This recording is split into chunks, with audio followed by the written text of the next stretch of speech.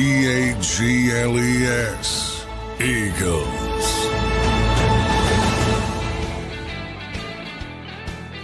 Good morning, everybody, and welcome in here to a Thursday edition of a Football 24/7 as we set to kick off day number 6 of Eagles training camp, at least day 6, where there is open media access. We get a nice morning show live here. We'll recap some of the biggest news through the first 5 days of camp. A couple things on my mind that I want to talk to you guys about. We'll get to some of those things. A little bit of injuries running through training camp right now. Nothing crazy, nothing to be worried about. But it is changing who's on the field, so we'll talk a little bit about that. And then I will talk to Johnny Mack in probably about 8 minutes or so. He will join us from, I guess, the drive to NovaCare Complex or the NovaCare Complex, depending on where Johnny Mack is in his morning. So we'll talk to him right around 8:15, get his update before day number 6, everybody. And it's already moving right along. We are now officially 1 week out. 1 week away from the Eagles' first preseason game next week versus the Cincinnati Bengals. So that'll be next Thursday. And then we will moving right in. We'll have the joint practice. I believe the joint practice is the 12th.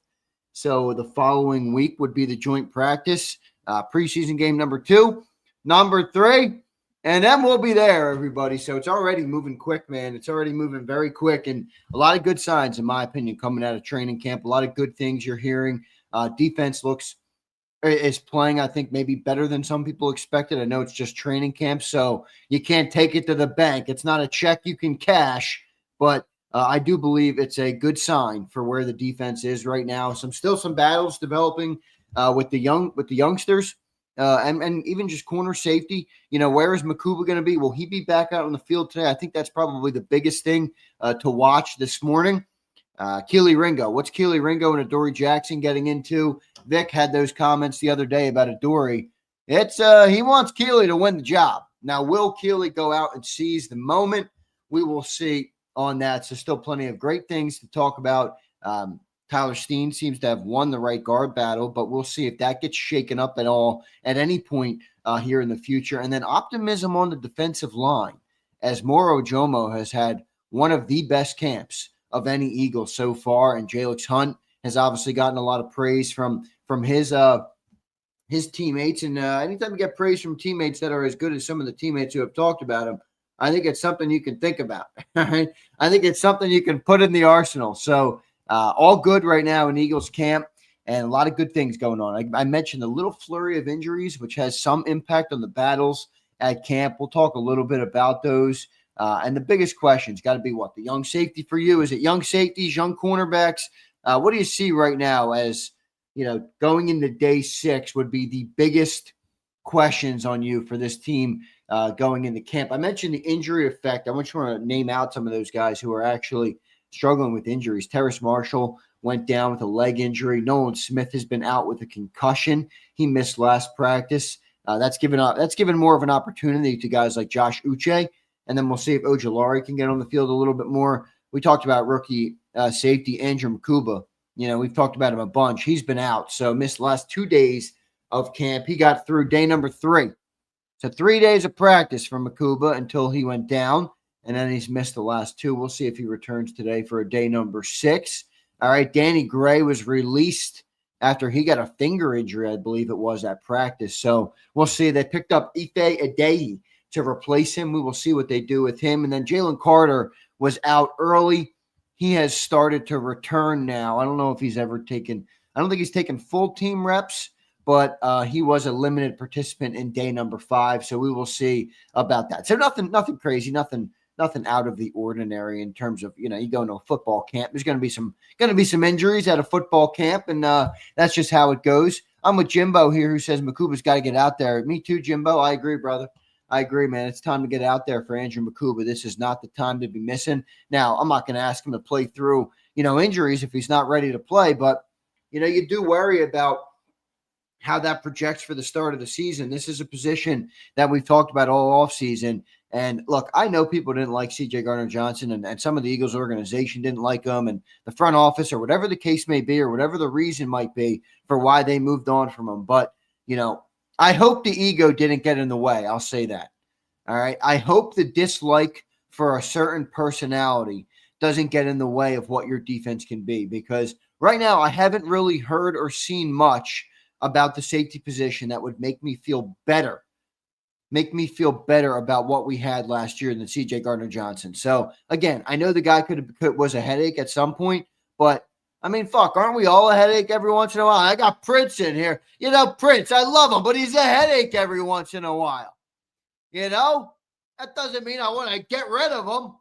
I hope that one pans out because, you know, CJ Gardner-Johnson was not making a lot of money.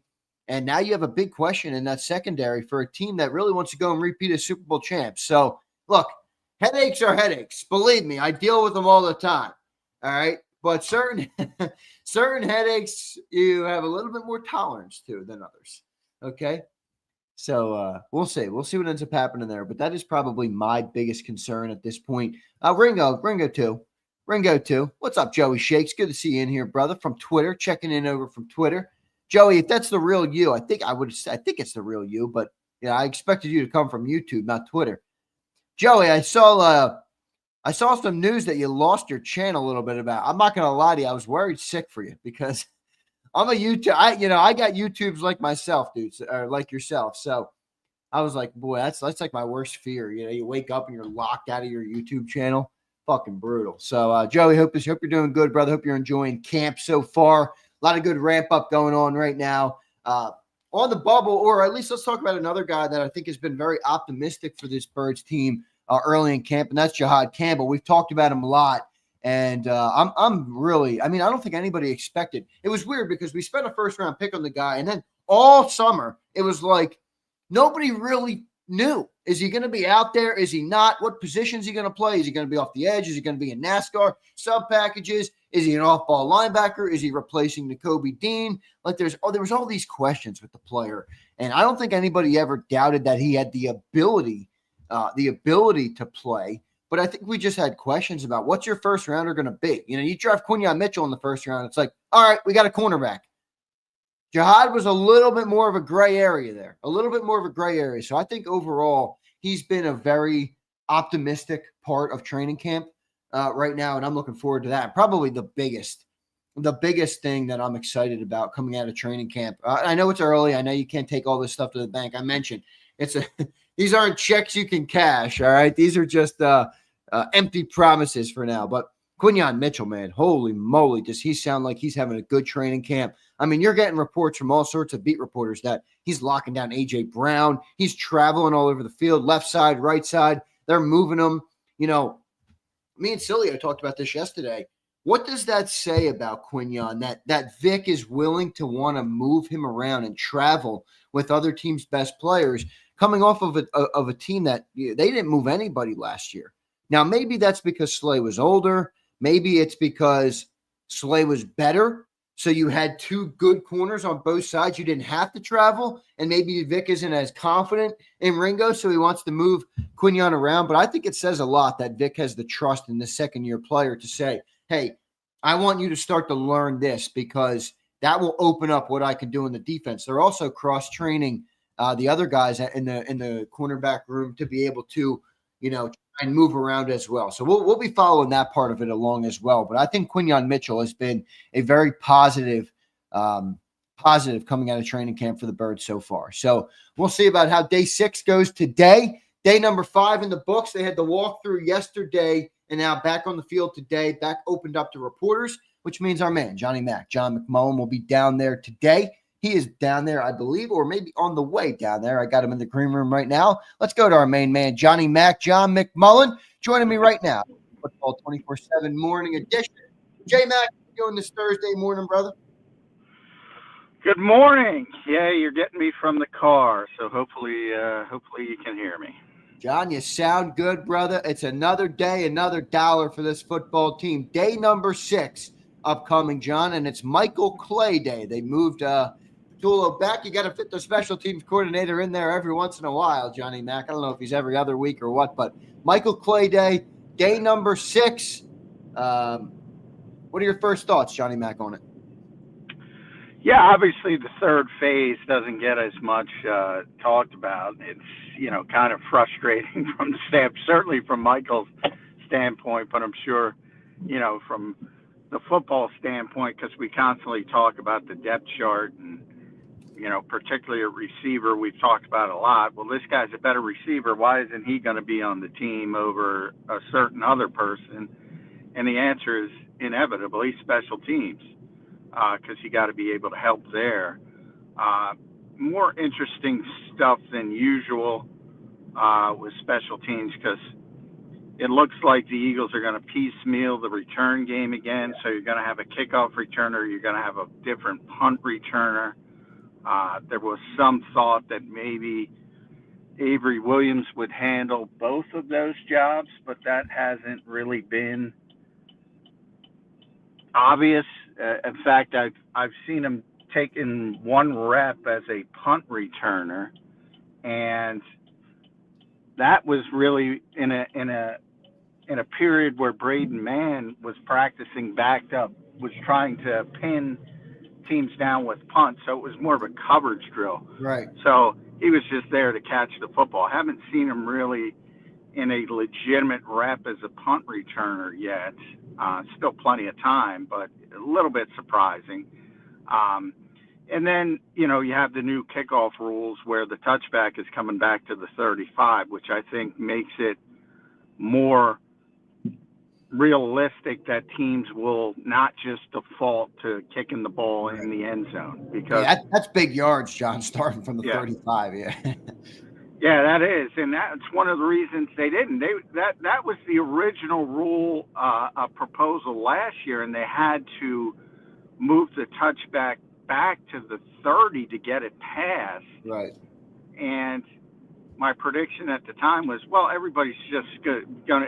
They might do some things early in the season. Right. You said it's basically going to be the same result. Exactly. Yeah. And they did. They ended up just, all right, we don't love it, but it's easier just to kick the touchback. I think the 35, even though it's only 5 yards, I think that makes a big difference, and it's going to be interesting to see how teams handle it. Yeah, no doubt about it. I'm curious on that returner spot, John. Just a couple questions on that spot at the return position. Is it? I guess this might be a dumb question, but is it almost a guarantee that the person they keep to return kicks and punts would be a receiver? I guess if they keep 6 receivers, does one of those 6 have to either be Anias or Avery Williams or one of those dudes? I mean, I guess you could go outside the box and talk about Cooper DeJean.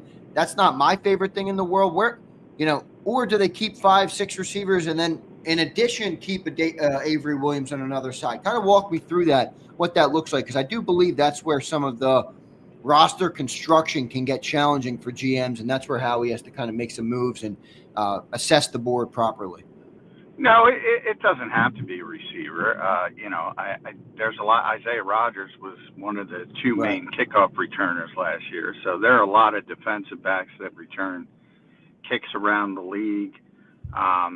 With the Eagles, I mean, Avery Williams is a perfect example. He got drafted out of Boise State as a defensive back. Then he moved to running back, and now the Eagles list him as a wide receiver. He's not really a wide receiver. He's really just a return guy. Now, Nick mentioned maybe some manufactured touch ability, some gadget ability back in the spring. Haven't really seen that. They've done more of that with Anias Smith. So he's listed as a wide receiver, but he's not really a wide receiver. So ultimately, you're looking for your best return guys. Right now, I would say Anias Smith is the odds-on favorite to be the punt returner, and Avery Williams is the odds-on favorite to be the kickoff returner. I don't necessarily love that. Does that mean they keep? Does that mean those 2 guys would be in the 6 receivers they keep, and now you're looking at keeping Avery and Anias? Yeah, and Johnny Wilson. That's the problem. So, see, now you have Avery Williams, Anias Smith, and Johnny Wilson outside of your top. I mean, that John, that doesn't sound good to me. I'm not a fan of that at all. At receiver, no, it doesn't. But they're not there for that role. That's the point of, and that's how you handle the practice squad. So you can do different things again. And we're going to see if Terrace Marshall. He looked like he might have gotten some, I don't want to say it's significant, but I don't think it's going to be a day injury. I think he's going to be out for a while. A lot of hype on Elijah Cooks, who's been great in recent days at camp. They're better receivers. Nobody's debating that. But again, they're never going to play unless AJ and Devontae get hurt. And obviously, A, you don't want that to happen. B, you can't build your team with that mindset. You can't legislate injuries, so you can't say, well, if AJ gets hurt, we need this guy. You have to build a 53-man roster to win a football game, and special teams is important. Yeah, I get that. Even though people don't pay that much attention to it. Right. I feel like it's such a double-edged sword because it's like you're also trying to just create the best roster, like where, if something does happen, and again, you can't legislate it. You're right about that. But, you're an odds guy, John. If you look at the odds across most NFL teams, some dudes are going to go down in the year. That's football, So I feel like to have those three guys at the back of the receiver room just feels dumb to me when you've had a camp talking about some of these players who finally we feel like we have maybe a decent backup who can play on the outside. We'll see what they end up doing. John, last question on that returner. Which of the three, or I guess the two, Ainias and Avery Williams, which of those two has a better chance to do both? Because if you get the guy that can do both, and maybe neither of them can, if you get a guy that can do both, maybe that does open up one of those roster spots in the back, and you got to move on from one of them. I think Ainias, he does do both. He takes reps at kickoff return as well, and Avery hasn't yet. Now, he's done it in the past. He's punted, but I haven't seen it here. He's been a good punt returner in college. He was a good punt returner with Atlanta at stages in the NFL, but I haven't seen it here. Like, Ainias takes reps. He's the first team punt returner right now, and he takes reps at kickoff returner. So it seems like from their standpoint, they think Ainias. And by the way, I would not keep Avery Williams. The reason I signed Avery Williams, if I'm Howie, is to do both. And if you can't do both, I don't think the value's there, because you can have Ainias return kicks. You can have Will Shipley return kicks, and you'll be fine. I don't need a kick returner. Yeah, so who's taking up a roster spot. I agree. What would you do there then, John? Who would you keep and who would you move on from, and how would you do it? Because I more fall in your camp right now with what you just explained. Yeah, I would not keep Avery unless they think he's going to be the punt returner as well, because I don't think he's going to help you at all on offense. Yeah, right. Now, Ainias, he's got to play better. He's showing some signs. He's got more confidence. He's obviously quicker. He was hurt last year.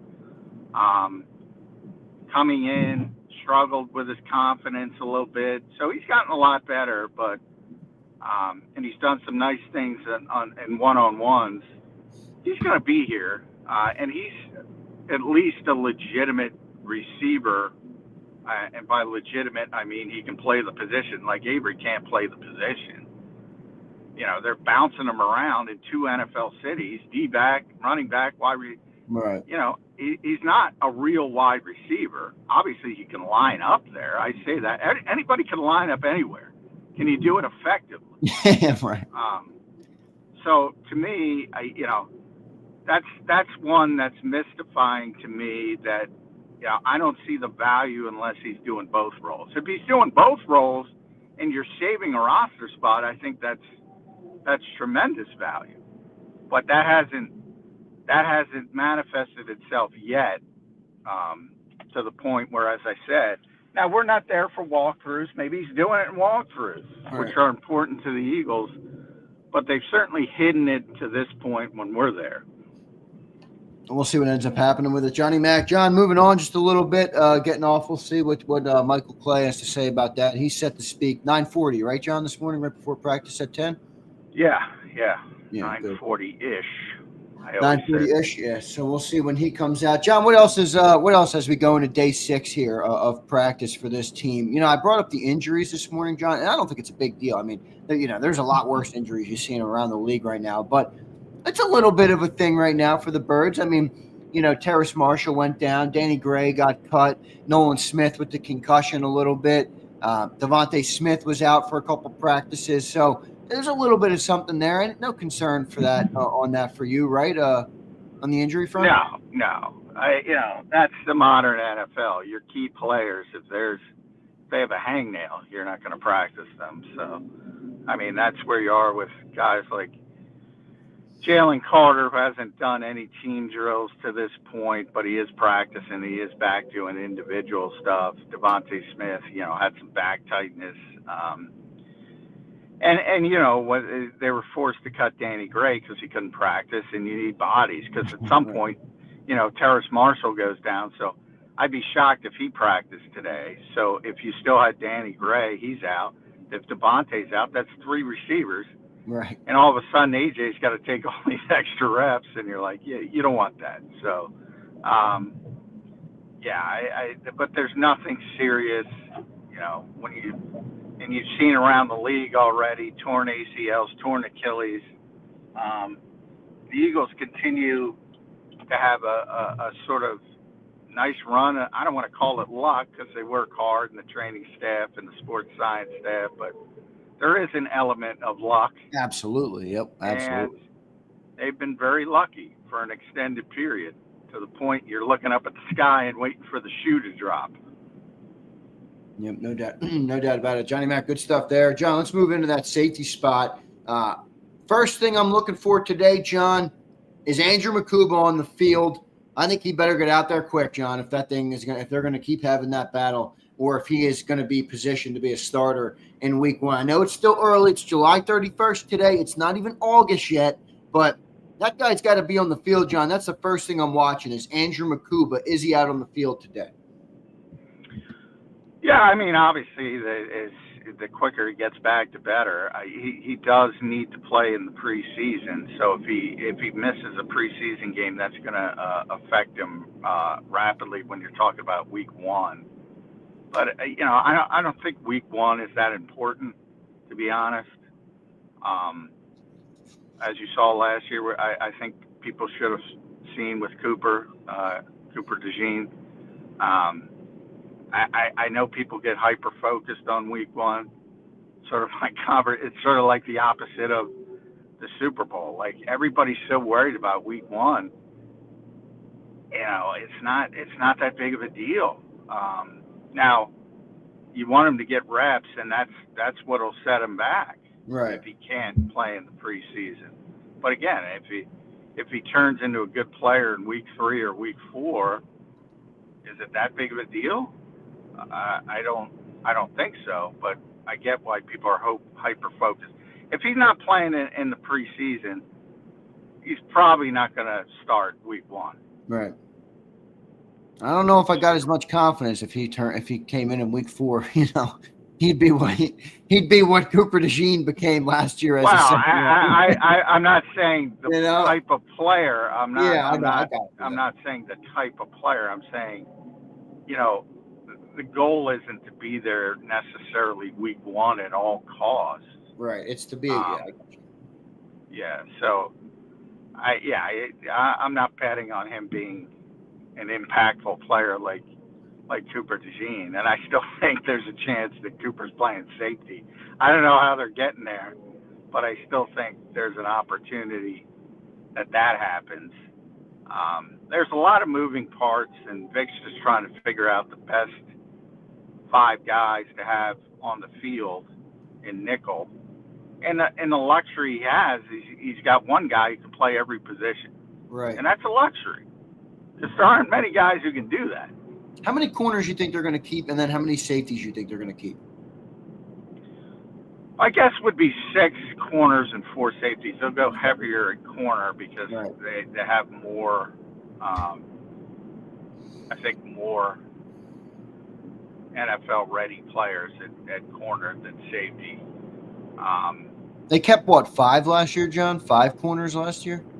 Well, it dissipated. They kept Eli Riggs, so I don't have the roster in front of me from last year, but that's always a moving target, and that'll change from drastically. Like I always bring up how they kept 2 tight ends at the initial 53, but eventually the third tight end was brought up because you have to do it eventually. And that'll move back and forth. But for what's assembled here now, I think there's more guys because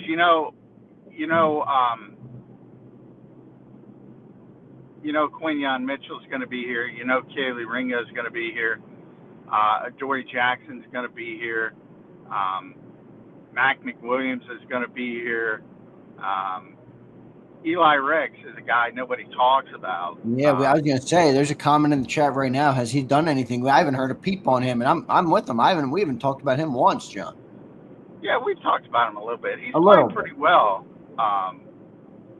and I think he's when you hear Vic talk about Dory Jackson the other day, I think Eli Riggs is probably they kept him around for a reason. Right.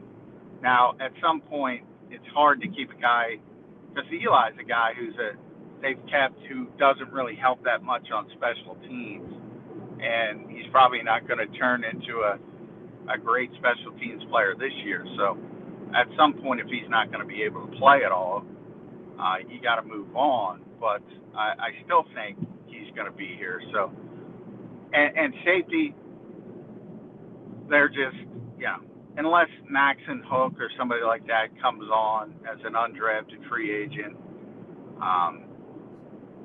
it's a position they're not nearly as deep at as some other positions. And Cooper's versatility, remember, helps. Right. So when you have Cooper who can play safety, you don't really need to keep an extra safety. Yeah, that gives you a lot. That gives you a lot of flexibility for Vic Fangio. We'll see what they end up doing. That's going to be an interesting one to keep an eye on back there. John, keep moving along, man. The 2 guys who I think have really, and we talked about them extensively, but the 2 guys who've really stolen the show so far are Quinyon Mitchell and Moro Ojomo, and I think that's 2 positive signs from the defensive side of the ball, where you do have question marks on the defensive side after all the losses, and. While that's all great, I was re-listening to the Vic Fangio press conference, John, and I wanted to ask you, because you brought it up, and I think it maybe took me an extra second to figure out where you were going with it, but do you think Vic Fangio is upset with what talent he has on his side of the ball coming into the year this year after getting the first overall defense in the NFL last year? I don't think he's upset. Obviously, as a coach, it's not his job, which is kind of what I think a lot of people think, like, Vic goes into Howie's office and says, "Oh, give me this guy." It doesn't work like that. And he knows it's not his job when it comes to personnel. That's Howie's job. But, obviously Howie's a very good GM, and he tries to get players that Vic would like. And there's certain instances, Bryce Huff being the most notable, that has already failed. And there was little sort of hints. But I thought the Dory Jackson stuff was a little bit overblown because he said some nice things about him as well. But it didn't seem like that was a guy that, and he flat out said, I didn't watch much tape of him at all. That's a guy Howie wanted. And the Eagles have wanted a Dory Jackson for years. So Howie's been on that wagon for a long time, and he's wanted that particular player, and he finally got him later in his career. But it's not necessarily a guy Vic would have picked first. I think that's fair to say.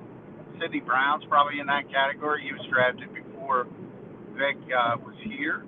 I think it's fair to say that. But no, I mean, he's been around for 40 years. He knows how this works. You're never going to get everything you want. If we're up to him, he'd love to have Milt Williams and Josh Sweat back and Darius Slay.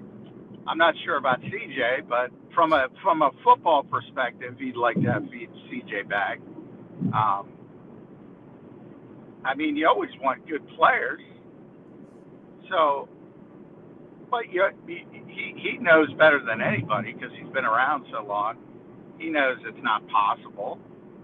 So, your job as a coach, and what they all say, all the good ones at least, is your job is to get what you do have right. a little bit farther than they would go on their own. Right.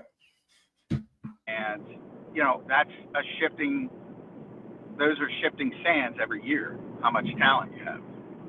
Yeah, no, I get it. Why the same coach doesn't win every year. Yeah, right. No, I get that. I just don't want them to, it's almost like you take him for granted, not take him for granted, but, he's going to turn garbage to gold more than most, John. You know what I mean? So you come in and you load the offense up and you make no changes on that side of the ball. Well, yeah, I mean, that's a good thing about Vic.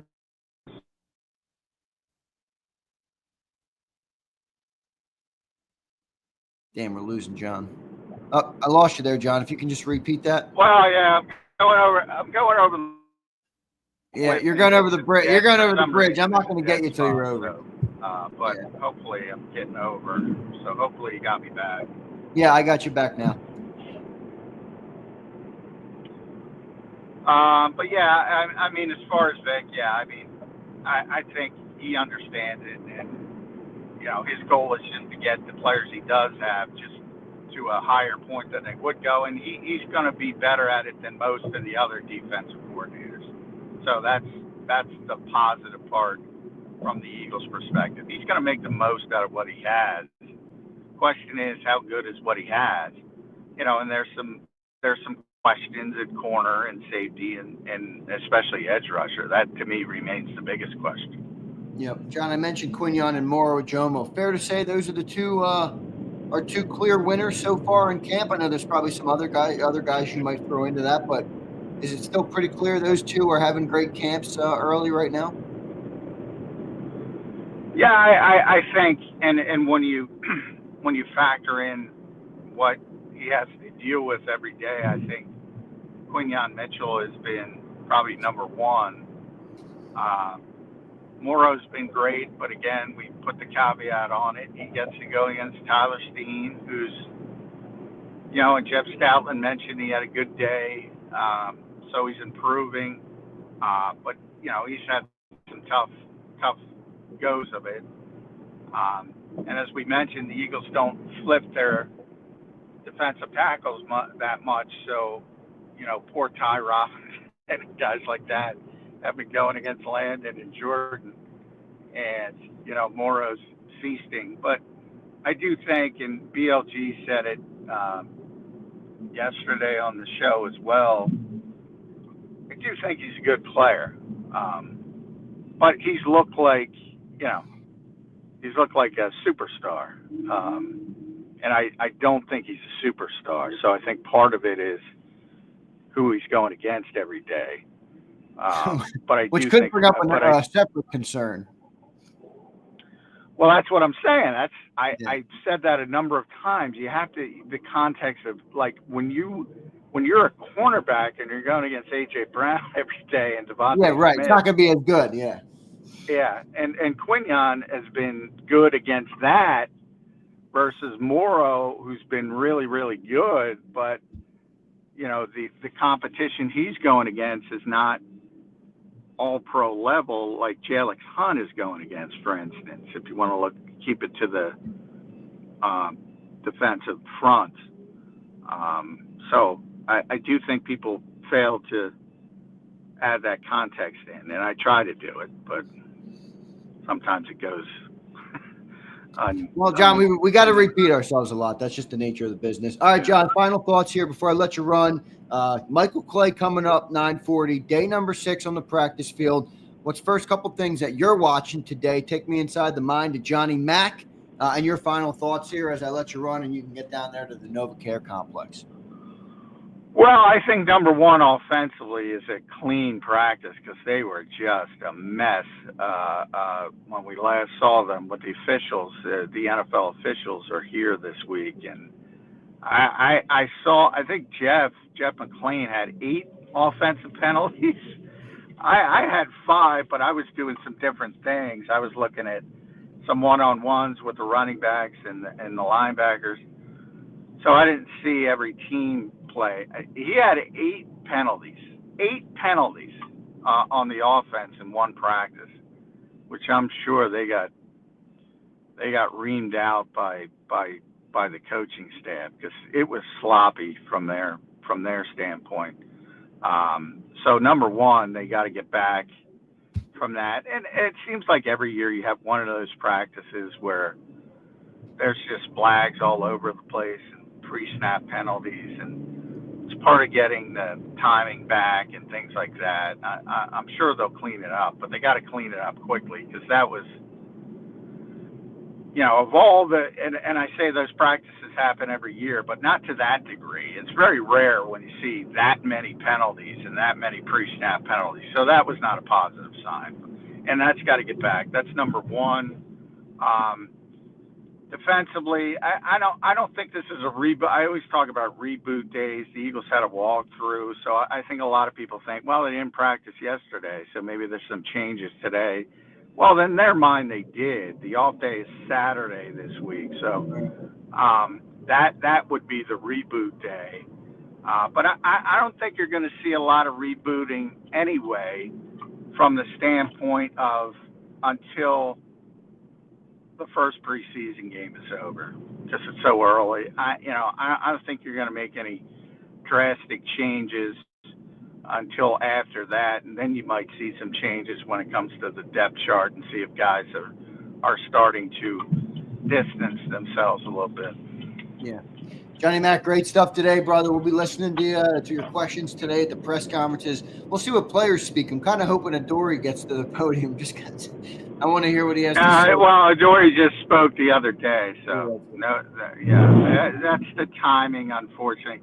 In the old days, we could just pull them and say, hey, Vic said this, but can't do that now. Can't do that anymore. Yeah. All right, J-Mac, great stuff, man. We will talk to you tonight on a Birds 365 Nightcap edition. Great work so far today, brother. Enjoy the practice. Take it all in, and we'll be looking forward to talking to you this evening. All right, thanks all. All right, thanks, Johnny Mac. There's Johnny Mac, John McMullen, joining us right here on a Football 24/7 morning edition. Good stuff listening to John as we roll right along in training camp. Always nice to hear John kind of bring a sense of realism, a sense of objectivity to the conversation. So good stuff there. Boy, that conversation with the returners, man, is goofy. I mean, we're going to keep 3 fucking receivers after AJ, Devontae, and Jahan, all to address secondary things, really. I mean, I guess returning is obviously a big part of the game, but I mean, Johnny Wilson, we're keeping him because he can play in the run game. Certainly not keeping him because he can catch the ball or do anything like that.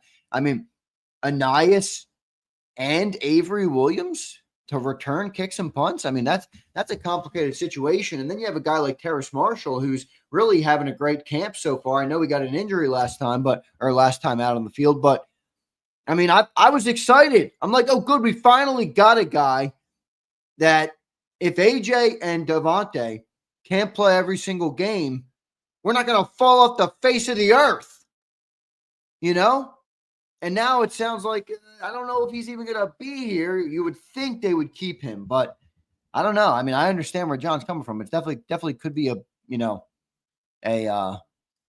bleak output for that. So, if they cut Crowley, that'll just be dumb to me. I mean, Crowley, can you answer this for me? And I'm not picking on you. I'm just, using you as a catalyst for the conversation. What the fuck's the point? You bring in a player who has an upside that you're hoping he can get to the upside. It's a camp body. It's a dart at the dartboard. The dart hits. The dart lands maybe not on the bullseye, but in the second or third outer ring. You have a guy that could be somebody that has some value on your roster, and you just blow him out. It's like, what the fuck's the point? Why not just sign 25 undrafted guys then and cut them all? I don't know. You go through this process to try and find talent and find players who can add to the back of the roster and give you more depth from top to bottom. The roster's not just about the top 22. It's about all the way through the 53. And you find a guy that's playing good in camp.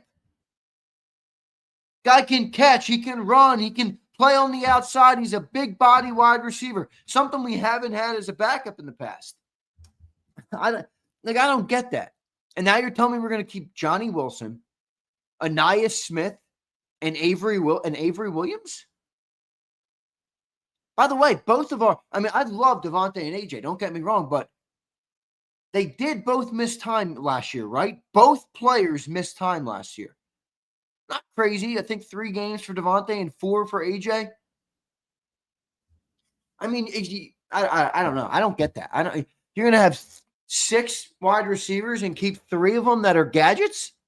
I don't know. We'll see what ends up happening with it. I mean, obviously, it's too early to make a proclamation. I'm just saying, based on what John explained, that to me doesn't make a lot of sense. But we'll see what they end up doing. We will see. James says we better not keep Anais Smith. Yeah, we'll see. We'll see. Shady, I don't really understand it, to be honest. And I like Terrace. I got to say, I like Terrace. Yeah, I saw that. I saw Danny Gregg cleared it. Obviously afraid of. I mean, he's a camp body, and he can't even practice right now. Nobody was picking him up. You know, Johnny Wilson's cooled off a ton. Marshall's been turning head. Yeah, Johnny Wilson is no threat in the pass. He's not catching anything. He's not catching significant footballs for this team this year. He's not.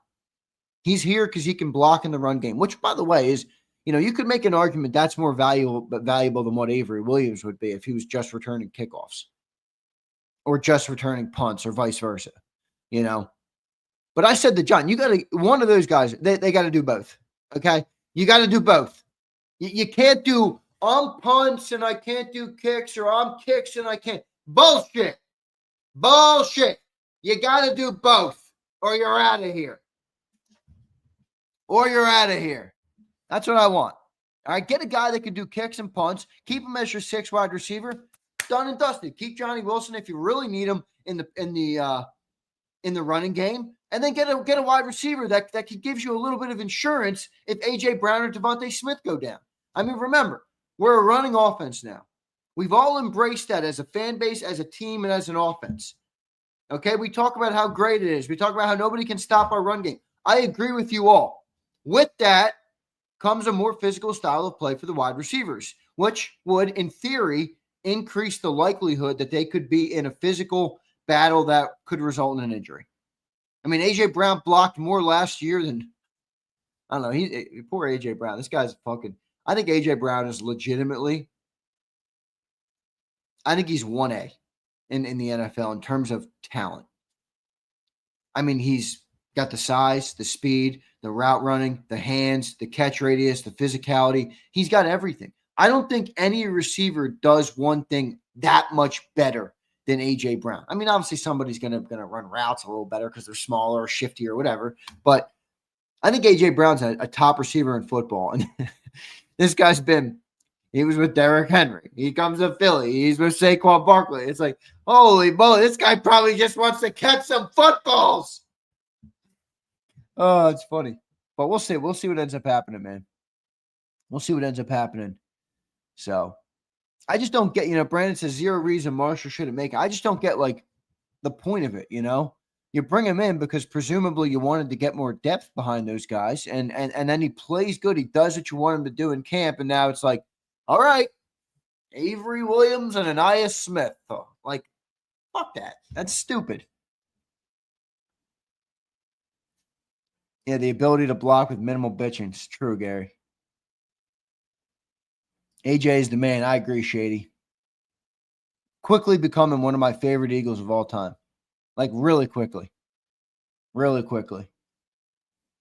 I mean, I'm a big fan of the mindset, the mentality, the player, the approach, everything he does. I think he's just awesome. I mean, it's a blessing to have him in Philly, no doubt. No doubt. Prince checking in. What's up, Prince? Sorry, bro. I missed the super chat a little earlier today. He says Quinion slept on Mitchell. Straight dog. Yeah, he's a beast, dude. He's a beast. I mean, everything you hear out of there, man. Wait, Brian. So Brian Pumper, and I appreciate this take, actually, Brian. I don't think it's a crazy take by you, but I am going to push back on one thing for you. All right. So Brian says, what'd he do? He made catches in training camp. What the F are we doing? Well, Brian, can I ask you something? What did Johnny Wilson do that you've become the biggest Johnny Wilson truther in the world? Terrace Marshall has a history as well of being a solid receiver that can handle reps and playing the position on the outside. He's a big body frame who has good hands, decent route running, not slow. I mean, he has tangible skill set. What has Johnny Wilson done that has, and again, I'm not mad at you for saying this because, hey, maybe you're right, Pump. Fucking it's training camp catches. How do you know what Terrace Marshall's going to be? That's fine. But what has Johnny done? Brian says, Johnny Wilson won a Super Bowl, so sir, have some damn respect. Well, listen. He did drop a pass in that Super Bowl too, didn't he? Didn't he, Pump? Go on, Pump! Not a bad take by Pump. I said it, Josh, but I don't think it's an awful take. I don't think it's an awful take. Like, I get it, Terrace hasn't done that much. But, again, you bring camp buddies in, Nick. We call them darts, hoping that a dart hits. A dart lands on the board, and it's like, fuck you. I don't know. And Hurts threw a pick. Come on, Zander. All right, Pump. Hurts did nothing else, right? Hurts did nothing else in the game, Pump. Come on, Nimrod. And that, wait a second. So Johnny has a drop, and he did as much outside of the drop as Hurts did outside of his pick, right? Come on, Pump. You got to be kidding me. You got to be kidding me, Pump. Look at this Nimrod. Luffy says, didn't A.J. Brown drop a pass in the NFC Championship game? Oh, yeah. Go ahead. Luffy, thanks for being here. Please proceed to make your case in the chat that A.J. Brown isn't that good, that A.J. Brown is overrated, that A.J. Brown shouldn't be talked about as highly as he is. Please, I'd love to see you make the case for it. All right? I'd love to see you make the case for it. Luffy. Luffy's a little stuffy. Fucking Luffy. Here's Prince. Prince, what up, my guy? What up, Prince? He checking in. Zander, fans forget how Eli Ricks' performance shown during training camp in the last preseason game, and the Eagles went above and beyond to keep him on the team. It's actually a good point. That was a couple years ago, Prince. That wasn't last year. That was 2 years ago. 2 years ago that Eli had the bigger interception, I believe, in preseason. So yeah, good point by you, Prince. Maybe I don't know, like, isn't that's part of the point? Luffy says, that's not my point. My point is everyone drops balls, smooth brain. Again, that is such a bad fucking comp. To take A.J. Brown's drop, a guy who produces play in and play out for the team, and extrapolate that and compare that to Johnny Wilson, who doesn't do a damn thing. I'm sorry, but I don't really think that makes me a smooth brain. I think that makes that a shitty comparison. Of course, everybody has drops. When it's the only thing you do, it's viewed a little differently. Not a volume guy. What's he do? What's he do? A.J. Brown. I know what A.J. Brown does. I can live with a drop from A.J. Brown. Come on, man. It's a dumb comment. A dumb comment. Thanks, says I went a little silly-o on him. That's all right. That's all right, Luffy. Hang in there, Luffy. Baylock checks in. What up, Baylock? Blaylock, sorry. Zander, you think they'll make Steen earn position or just give it to him? Seems like no competition been there for him. Yeah, I don't know. I mean, I think he is earning it to some extent. I don't know. Blaylock, here's my problem with questioning right guard. And this doesn't mean that Stoutland is perfect, but am I going to think that my opinion is right over Stoutland? All right. Am I going to think that? I don't know. No, I'm not. I'll tell you the answer. I'm not. Luffy follows back up. Luffy, sorry. All right. If I was too hard on you, Luffy, the other morning I was live in the morning. I was chopping people into shreds. So maybe I'm a little testy, Luffy. I'll give you another chance. He says blocking in the run game, doing nothing. Oh, yeah, because that's doing as much as A.J. Brown. Here he goes again. These takes are Neanderthal level. Yeah. All right. You build the fucking football team with Johnny Wilson. I'll build mine with A.J. Brown. Thank you, Luffy. Thank you, Luffy. Shady says, what about Sidney Brown returning punts? I don't know, man. What makes you think that would be a good one? I've just seen no evidence that would ever be even a thing. Where do you get that? Is that because he had the big return and the interception? Like, is that where you're pulling that from? I don't know. I'm not trying to dismiss the idea. I've never even thought about that for him. I've never even thought about that. I've never even thought about that. So Luffy follows up. He says, everyone has roles. Are they worth roster spots? Yes, no shit. All right, so Luffy, that's fine. I agree with that. Let me just run this by you then. Is what Johnny Wilson does worth a roster spot? And I actually think Johnny's worth the spot because of the run game. So I already said that. So you might be just new in the show. I said that on this show. I've only been live for 50 minutes. I said Johnny Wilson would be here. My problem was keeping Johnny, Anais, and Avery Williams for all those different roles, returning and blocking, without ever getting or addressing a good backup outside receiver. And if you go to last season, in the games that we didn't have A.J. Brown early in the year, we lost 2 of those games. The offense couldn't really do shit, and I view that as probably a bigger role than what Johnny did. Now, again, I'm not advocating to cut Johnny Wilson. I think Johnny Wilson makes the team. But to keep him or to keep those 3 over addressing somebody that could be competent if AJ or Devontae goes down, in my opinion, is not the right move. I think Terrace Marshall should be kept here for that reason. I think he should be kept here for that reason. I'm not dismissing what you're saying, that Johnny does have some level of value for a team that's prided themselves and has taken on the identity of a running football team. I don't dismiss that. All right. I think we found some common ground here. Luffy. I appreciate it. Jay Rizzle. What's up, Jay Rizzle? He says, Big Z, Elliott scares me, brother. He needs competition. I hear you. I mean, look, he didn't have his best year last year, but I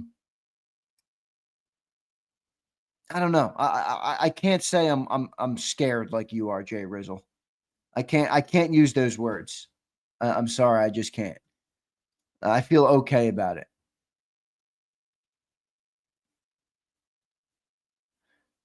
Ethan says, wasn't Adoree Jackson a returner at USC? I'd have to look that up. Blaylock says, heard anything about that tall O lineman from Rutgers? He's built like Makai. Yeah, that's Holland Pierce.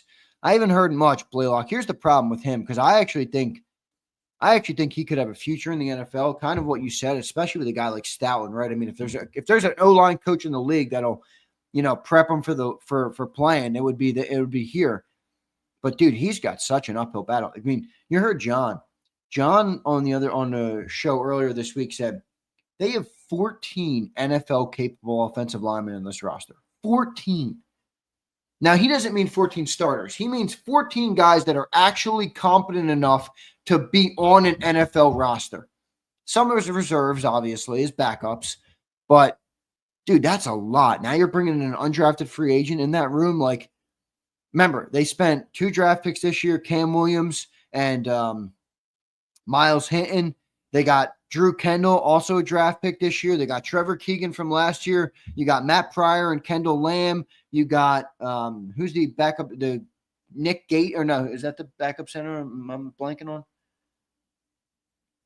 Yeah, Gates, I think. I mean, they got a lot of alignment. So I think it's a uphill battle for him. I really do. Anthony says, Zander, Wilson sucks. What's wrong with these people? I'm not sure, Anthony. They like Johnny Wilson for some reason. I'm not really sure. I wasn't really trying to pick on Luffy. I think maybe I came off a little harder than I meant to be.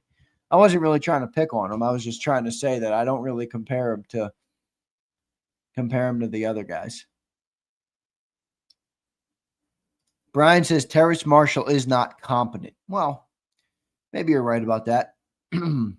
Joseph Smith, happy birthday, big dog. Hope you have a great day, brother. Appreciate you being here on your birthday, spending some time with us. Ethan says, yeah, I could have swore Adoree Jackson was a returner before. I don't know. I'll look it up. I'll look it up. I'll do it right now for you. Did Adoree Jackson? You said return punts?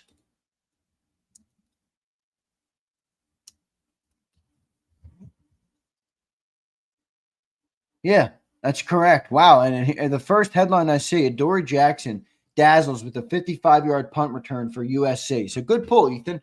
Well done, brother. Good pull. Good pull there. Now, I don't know if he's done that. Now, here's a headline from January of last year. And I don't know if that's from January, actually. I don't know why these are all getting mixed up on the dates. But it looks like he suffered an injury on a 26-yard punt return when he was in Tennessee. Now, obviously, you don't want him to get an injury, but I bring that up because he has at least returned a punt in the NFL. All right. So, hey, maybe good pull, Ethan. Maybe that's an option. Maybe that becomes an option. Kevin, it's not my birthday. It's Joseph Smith's birthday, Kevin, not me, bro. Not me. Not me. James M says, Z, is there any truth to AJ snapping on a rookie offensive tackle who was complaining about camp workload? Supposedly told him to get with it or get out the way. Well, I didn't see that. James M, why do I feel like I would have seen that if that happened? I feel like I would have seen that, no? By the way, can we talk about AJ Brown real quick for a second with that? I freaking love that new chant he wants at the link this year. I freaking love it. I love it. It's like Freddie Mercury, man. It's like Freddie Mercury. Come on, man. That is excellent. I think I'm picturing the link doing that. I'm picturing a big play to AJ Brown, and the whole freaking link goes, "Hey-oh." I mean, that is going to be electric. That is going to be a fucking electric. I love that. That's a great chant for him, man. That's a great chant. We not doing that. Pump, you're in Asia. You ain't doing shit because you're in Asia or Israel or Egypt or I don't know wherever the hell you are, dude. I don't know where you are. There's Anthony checks in again. Anthony, what up, brother? Good to see you in here, Anthony. I haven't seen you in a little bit. All right? I haven't seen you in a little bit. He says, Zander, I literally saw Jalen 3 times last year say, come on, Johnny, what are you doing? Yeah, I'm not sure. I read that. Dirty Air, where'd you read that, dude? I want to read that.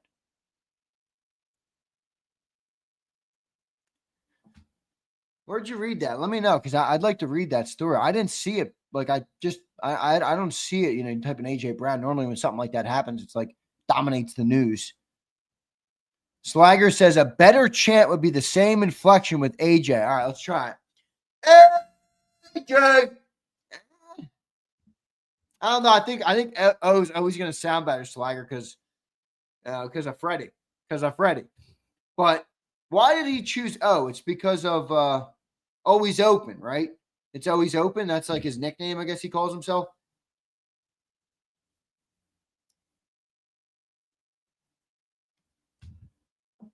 I think AO is better. I do. It doesn't hit the same. It's Always Open. Right. Right. Prince says AJ Brown is low-key a diva for that. He was hating on the coop in Guantanamo Bay. Was he? I didn't see that. Oh, you said, yeah, Prince, now you're saying now this fucking dude wants a nickname and a chant at the link? Coop. I love it. I love it. Zay, are you sure Pumper's not in the basement in South Philly? I am sure of absolutely nothing, Big Mike. The only thing I can say to you is that he did win a jersey last year. And I don't know if it was a fake address, but I did ship a Saquon Barkley jersey to an address that was supposed to be addressed to Brian Pumper. Now, I don't know if it got there. I don't know if he ever got it. I never heard that he got it. It was a nice jersey. I hope he gets it. I don't even know if he's an Eagles fan. I'm not really sure, Big Mike. But I do know I was given an address last year where I sent the jersey to. I wrote him a Z note, I wrote Pumper a Z note. Has he gotten it? I don't think. Will he ever get it? I don't think. He said, I got it. Bum, it's in the closet. Pumper!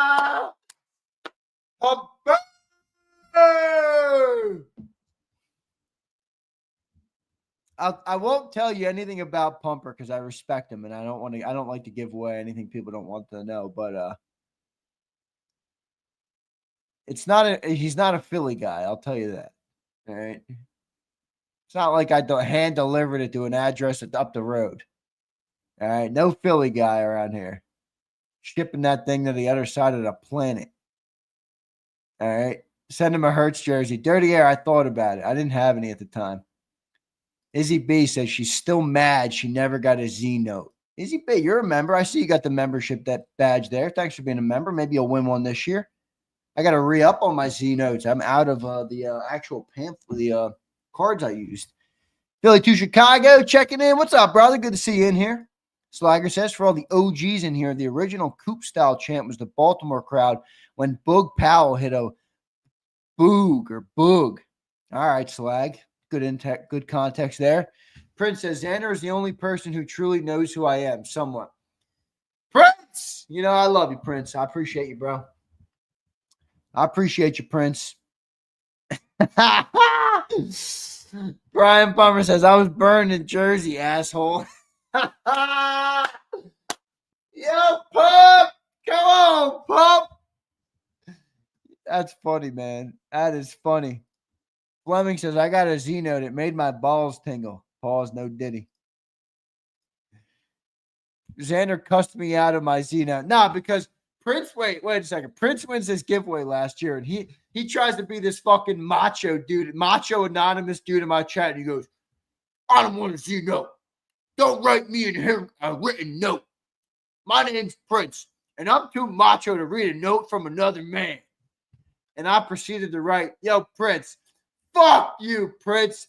I'm writing you a Z note. All right? Prince, you loved the Z note. I know you did, brother. I know you did.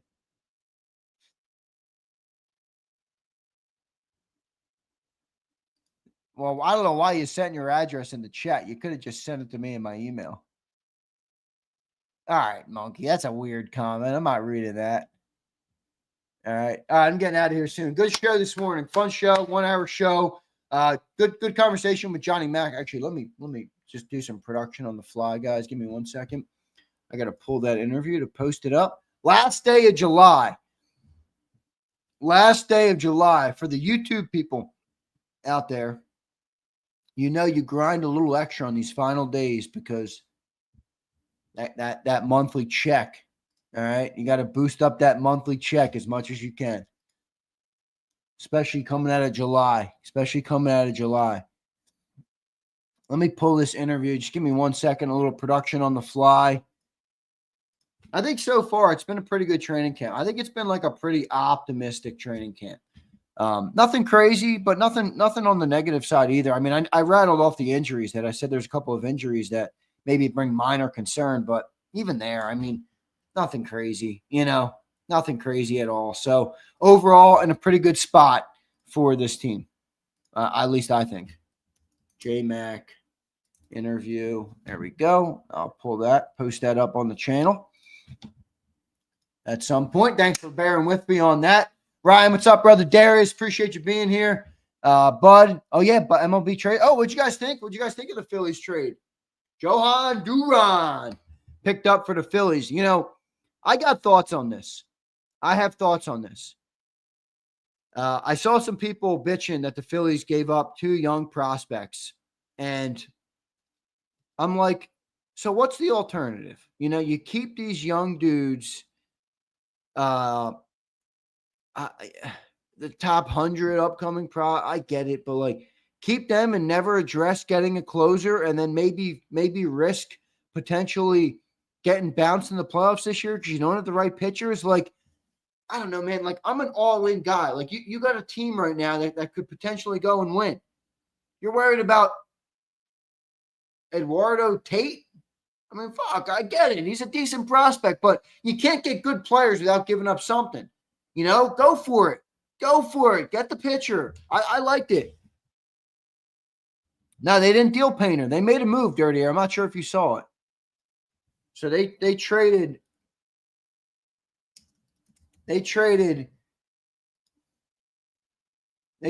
Abel and Eduardo Tate, right? Yeah, Eduardo Tate. So they got the young catcher. He's like 18 years old, I think. I don't know how old he is. And McAbel, you know, who's a solid player. But get a fucking pitcher, you know? Get the pitcher. I saw Johnny Marks, and I love John Marks, but I saw him tweeting out they gave up way too much. I'm like, John, what's the alternative? Wait a second. For all my Phillies fans out there, and I know some of you don't want to talk about the Phillies. I'll get back to the Eagles in a second. For all my Phillies fans out there, how many fucking prospects have we talked about that have come up and become a big player for the team? I mean, look at the roster right now. The only guy who came up really was I think, Bryson Stott and maybe Alec Bohm. You signed Trey Turner. You signed Bryce Harper. You signed Kyle Schwarber. All these dudes. We can't hinge our entire franchise, our entire chance at winning a ring and winning a World Series on prospects. Hoskins, there you go, Dirty Air. I don't know why they got rid of him, but they did. It's like Stott and Bohm. That's it. That's it. Stott and Bohm. You know, and you want to just like not get a pitcher because we have a couple guys that people say might be good at some point in the future. I get it. I get it. You don't want to sell the house. You got to build the team the right way, and you don't want to give up on players too early for a short-term rental. But at some point, you got to push your chips in. At some point, Dirty Air. I agree. Painter was one dude I didn't want to get rid of, and they didn't give him up. You know, so I viewed it as a win because of that.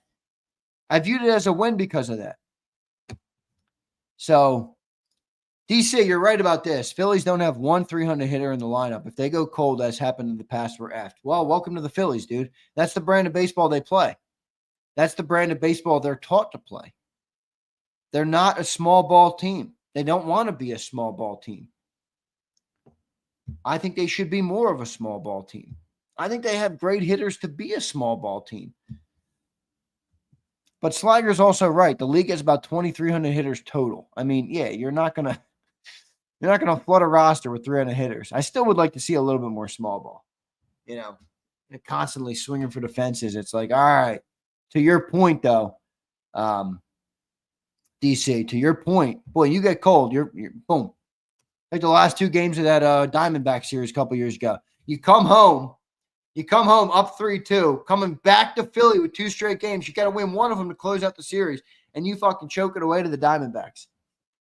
Go cold. They went cold, you know. It's a scary hill to die on, but it's a part of the beast, dude. It's a part of the beast. Philly Don says, great pickup by the Phils, but they're not going anywhere if the bats don't get going consistently. Loaded roster, nobody hitting consistently. It's Philly Don. I don't know if it'll change.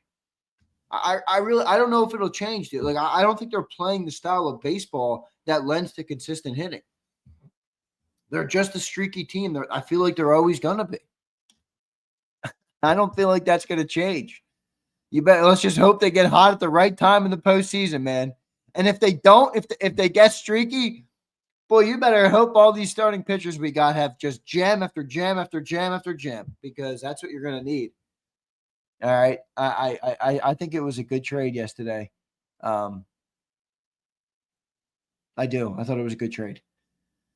Yep. DC, we're saying the same thing, right? Yep. We're speaking, echoing each other a little bit, which is good. Who's the owner of the Phillies? Middleton.